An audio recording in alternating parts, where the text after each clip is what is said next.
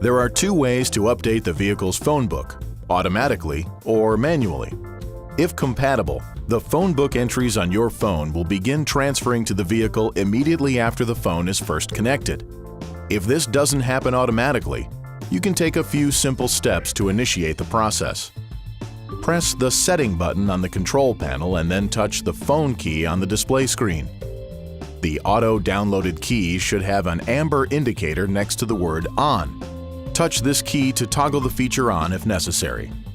Up to 1,000 entries can be automatically transferred to the vehicle. These entries can be accessed by touching Phone Book on the phone main menu screen. The voice recognition system assigns tags to these entries for voice command dialing. The entire transfer process can take up to 5 minutes to complete, depending on the size of the handset phone book. For more information, please see the manufacturer owner's manual that came with your cellular phone. If the phone book does not automatically download, you can manually create entries in the Quick Dial. To do this, press the Phone Send button on the steering wheel and then touch Quick Dial on the display screen. Next, touch the Add New key and choose a method for entering a phone number. For example, touch Enter Number by Keypad to input the phone number using a keypad on the touchscreen.